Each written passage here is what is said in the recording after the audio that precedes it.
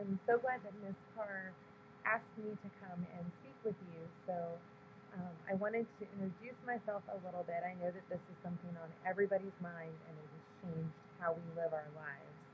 I am Laura Bishop and I'm actually Ms. Carr's cousin. And I have been also dealing with COVID every day from both a personal standpoint, but also because I'm a doctor. So I wanted to tell you a little bit about the kind of doctor I am and what happens on the way from where you are now until becoming a doctor. And then we're going to answer a lot of your questions. And I hope that by the end of when we're done, you'll understand a little bit more about respiratory viruses and how they spread from person to person, as well as a couple more answers to your questions, including specifics about COVID and children, and then feeling comfortable with how to protect yourself, your family, your friends from COVID. So that's a lot. We better get moving.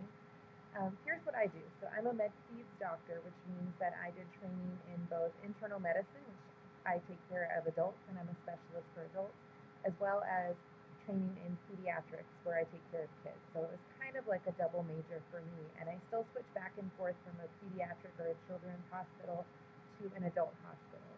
As a hospitalist, I only work in the hospital, so I don't the doctors you go see for office visits, that's not me. I take care of people who are sick enough to be in the hospital. And I'm a professor, so not only when I'm rounding in the hospital taking care of patients, I usually have a team of somewhere between 8 to 12 people that I teach and help coach into becoming doctors themselves, or pharmacists or nursing students while I'm taking care of patients. But I also teach in the classroom, and I teach a lot of our medical students things from physical exam and hands-on clinical skills to hardcore science. And then I'm a residency director, so I help create the curriculum and do a lot of the teaching just like Ms. Carr does for you. So I've got a lot of hats, and I've had to kind of think about COVID from the standpoint of being a teacher and a doctor and a learner myself. And this is kind of what the path looks like to become a doctor. After high school, I did 4 years of college at University of Louisville in Kentucky, where I actually was a 3rd and 4th grade math and science teacher as well. And then I did 4 years of medical school. In college, I did biology and chemistry as my double major. And then in medical school, you do 2 years of a lot of classes and learning kind of a lot of book work. And then you do 2 years of being in the trenches and learning while you take care of patients. Then you do more time in residency where you're actually kind of taking care of patients every day and still going to classes, and it's kind of a combination, almost like an apprenticeship. And I did mine in medicine and pediatrics, and it was combined. So typically medicine is 3 years and pediatrics is 3 years, but we squished it together to 4 years, and that is how I was trained in internal medicine and pediatrics. So I get this question a lot. I've actually talked to lots of news outlets and the New York Times about COVID and what it's been like to care for patients with COVID. And I think it's interesting because it first started popping up in December, but it was across the world, and none of us thought that it would impact our lives, and that maybe was selfish of us. But I didn't see it coming here and impacting us in America. It was actually my birthday, March 7th, when I will never forget that I cared for my first patient that we suspected of having COVID, and nobody is prepared. So our hospital did not have protocols and guidelines that we have for everything else, like what do we wear when we go into a room to take care of a COVID patient? How do we make sure that everybody is safe, including our doctors and nurses? Where do we send a test for COVID? So we had none of those answers, so we literally had to build that from the ground up. So I actually was part of a phone call every single day. We talked across our hospital and a couple of others in the city and kind of came up with how do we base the new evidence that we're continuing to get even now from scientists, as well as hospital organizations that look at the best evidence to come up with how do we take care of these patients and do the best for them, as well as keeping ourselves safe.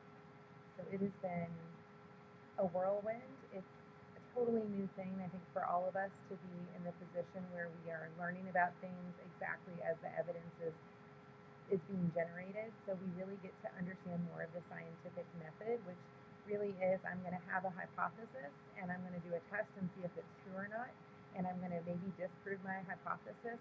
And that's really what we've seen as we've had some things we thought were going to be great treatments like um, hydrochloroquine, which actually has not been a great treatment and actually can be harmful to patients.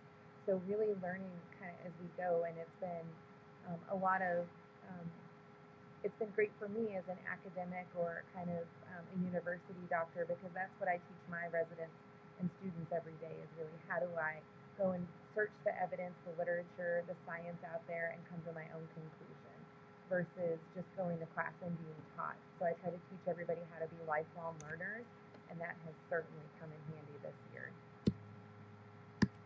So let's move on to actually COVID itself. This was a great question, and we actually don't know for sure, but it is thought that COVID actually came from a caves where there are bats near Wuhan, China.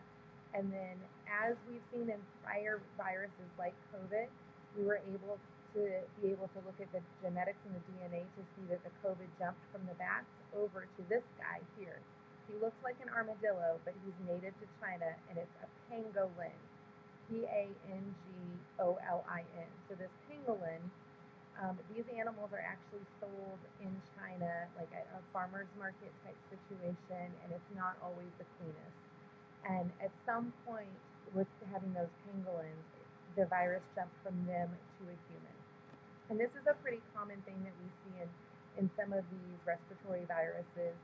We've had the MERS virus, we've had the SARS-1 virus, which is also a coronavirus, and they have kind of this animal reservoir where they jump from an animal to another animal to a human. When you think about the swine flu, the bird flu, or the avian flu, these are all very similar. And we had a great question, can cats and dogs get COVID? So there have actually been cases with positive cats and dogs. Usually their owners had it first. And in fact, in one of the zoos in New York, I believe, lions and tigers also tested positive. However, it seemed to have jumped from actually a human carrying from them to the animal. It's certainly not a major way that it has spread to humans. And when we think about it, our animals are really just home. Most of them aren't going out and associating with a lot of other animals. So it's probably us doing our daily interactions that brings it home to the animals. Thinking about respiratory viruses, there are lots. And there are many names here for the common cold. We can do tests where we swab you in the nose like we all are familiar with now for COVID, where we look for what particular kind of virus is causing a runny nose, a sore throat, a fever. And we actually had a coronavirus that I've seen my whole career, this human coronavirus that causes an upper respiratory tract infection. So think coughing, fever, snotty nose, maybe a sore throat from having all that drainage. So these are all different viruses that can cause that. There are many more. These are some of the ones we can test for.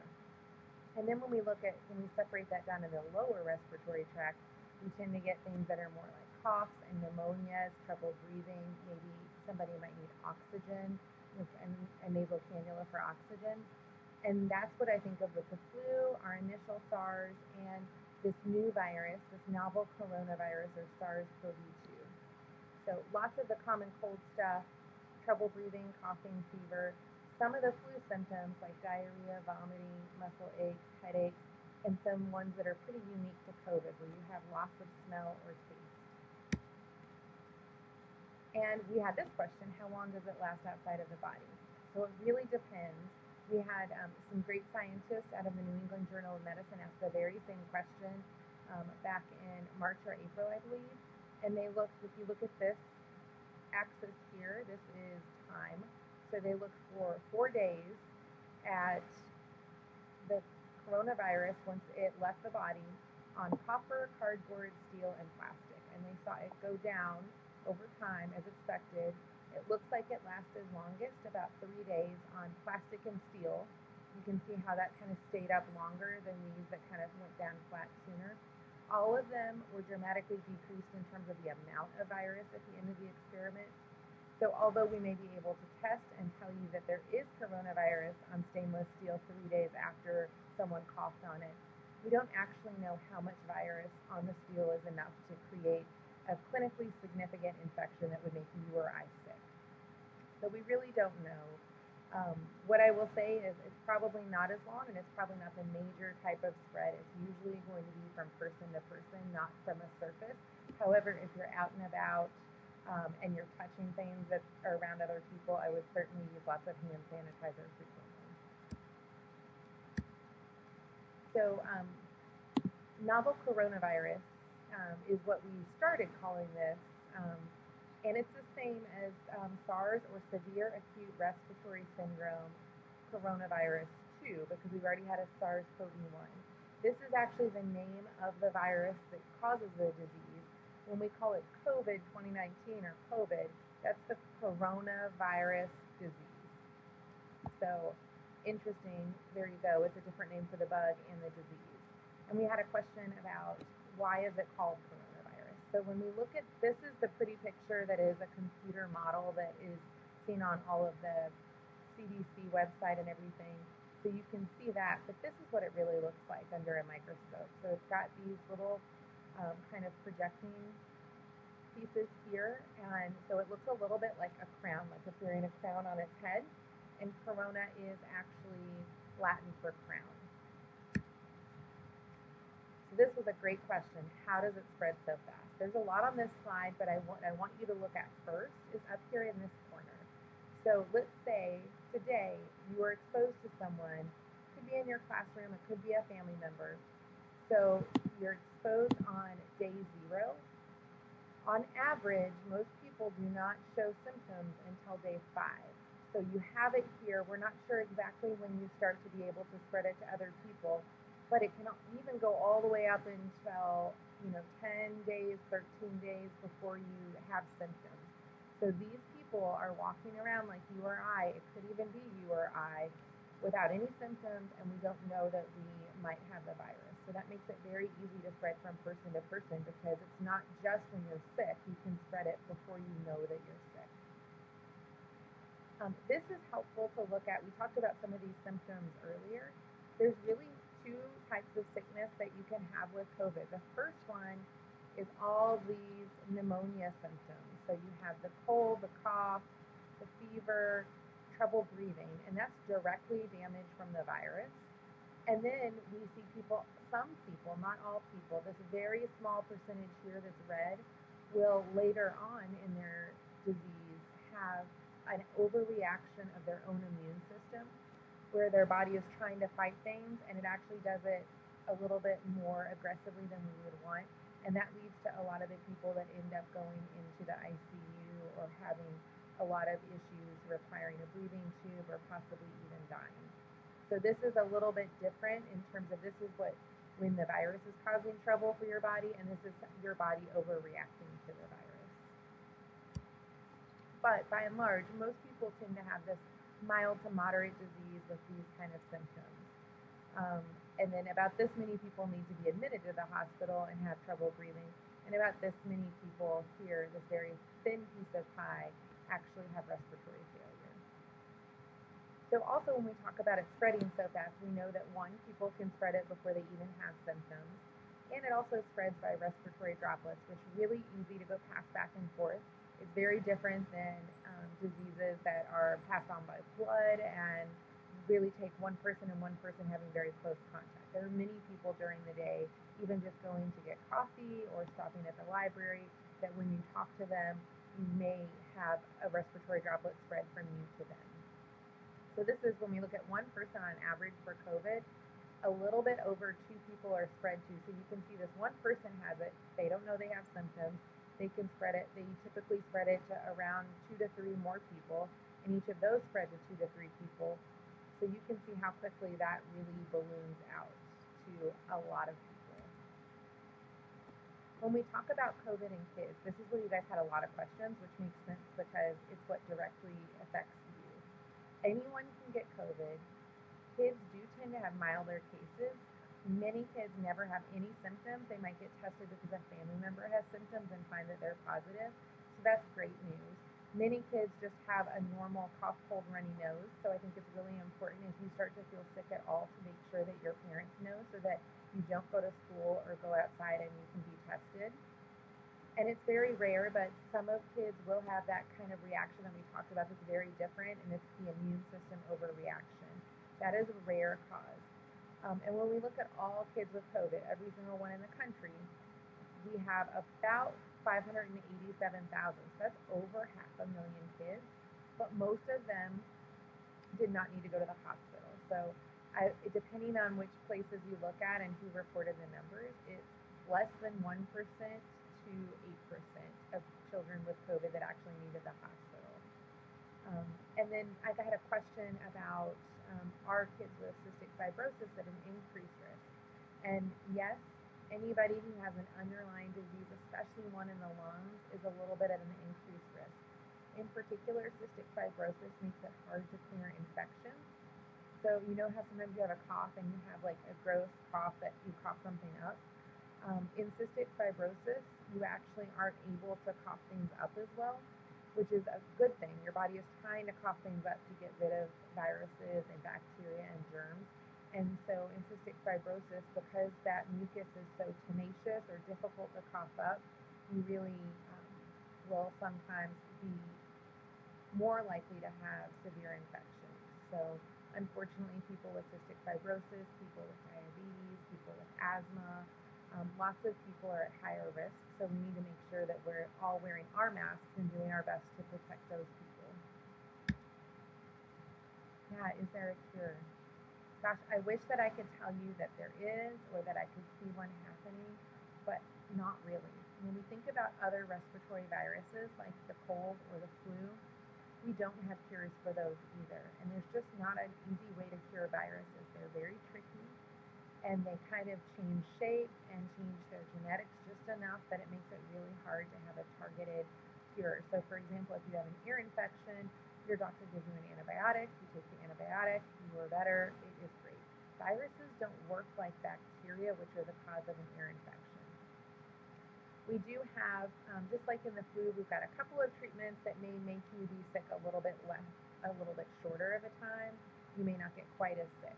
So right now we have remdesivir and steroids are ones that we're using the most. This is actually a photo back in, I would say March or April, when we got this vial of remdesivir from before it was really widely out there. It was very hard to get it. We had to go through a lot of approval, and we waited 2 days to be able to give it to a patient.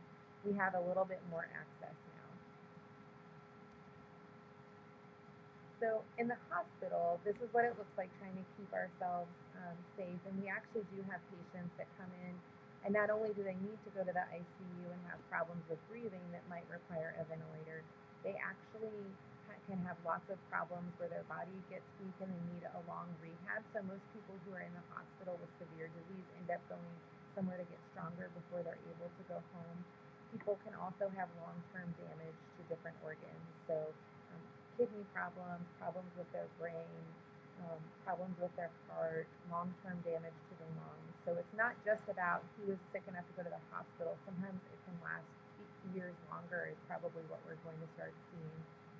Here's one of my teams as we take care of patients. So typically everyone in the hospital, just like when you go out in the world, we wear a mask all day around everyone. When we have a COVID particular patient, we put a gown on, we put gloves on. I wear a N95 mask, which actually filters the particles so it protects me. And I wear a face shield because we can also get the infection through our eyes and our nose. But then when I leave the room, I take it all off like this, and I put my regular surgical, that kind of paper mask back on for the rest of the day. So this is just the difference between the surgical mask, the N95. These two look different, but they're the same as the N95. And this is something called a personal air purifying respirator. So you wear this, and it actually cleans the air while you're in it. So you have to kind of change the batteries and things because it pumps the old air out and brings in clean air. So these things here are really created to protect the wearer from the virus. This one probably does a little bit, but it's more to prevent your droplets from leaving you and getting to someone else. And so we had this lab tech who did this experiment, and I think this is really interesting. Sneezing on this is a plate of jelly that will grow bacteria. So it's not actually COVID, but this is the bacteria that you get when you're wearing a mask. You don't get any bacteria, the mask catches it. When you're not wearing a mask, look at the bacteria that grew on there. And then someone took that experiment and said, what about different activities? Like, is it higher risk to sing, or if I'm just talking and not sneezing? So you can see we actually, just talking, singing, we do get some bacteria, but one sneeze, look how much that is. So the mask is really protective for other people more so than yourself. It probably does protect you a little bit. When we look at people, neither person wearing a mask, and this guy here has COVID and this guy over here doesn't, a very high likelihood that you're going to get it. Versus this person, even though this person doesn't have a mask on, this person does, you're still probably going to get it if you're around that person for a long time. Now, if we put the mask on the person with COVID, it's either low or very low chance that a healthy person will get COVID. So I think we all want to be this person wearing our mask so that we're protecting the people we are around.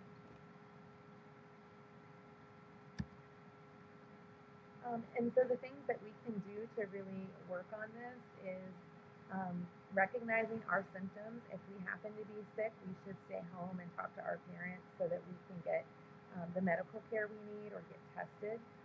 We want to stay away from other people that might be sick. Try as hard as you can not to touch your eyes, nose, and mouth. I think I've done that 12 times since I started this talk, but touching your face is just a habit to get out of now. When you're out and about, washing your hands often with soap for 20 seconds, soap and water is key. Having hand sanitizer if you can't do that. When you're cleaning things that have been in your house or you brought something into the house from school, you want to make sure that you're cleaning it and you're cleaning it with something that has 60% alcohol or more. So the cleaning products are important that we use. Wearing your mask is really important. If you have to sneeze or cough or do something in the bathroom under your mask, throw that away and wash your hands again and then put your mask on. This is something that our governor in Kentucky has said a lot, and I really like the idea of coming together and protecting our community. And so he closes out every day his TV spot with, we're going to get through this, we're going to get through this together. And really, I think that is the way we get through this. It's both a scientific community, we've really pooled resources and worked together to do very large studies in a very very short amount of time. That's unusual for us. As a community kind of living out there, we've really helped pull together and provide for maybe older family members that can't, or it's not safe for them to go out to the store.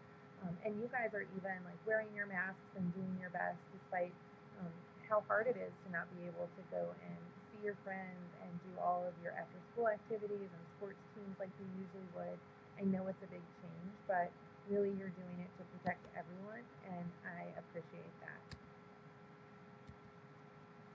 I've got some more stuff, like if anybody wants a little bit more, I've got these two lectures that I gave. They're like 5 or 6 minutes for my residents.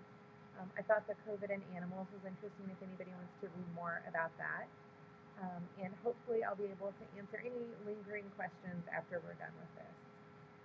Thank you guys so much. Again, my email is all the way back at the beginning, laura.bishop@louisville.edu. I'm also happy to take questions that way. Thank you guys so much for inviting me, and I hope that you have a great day and everyone stays safe.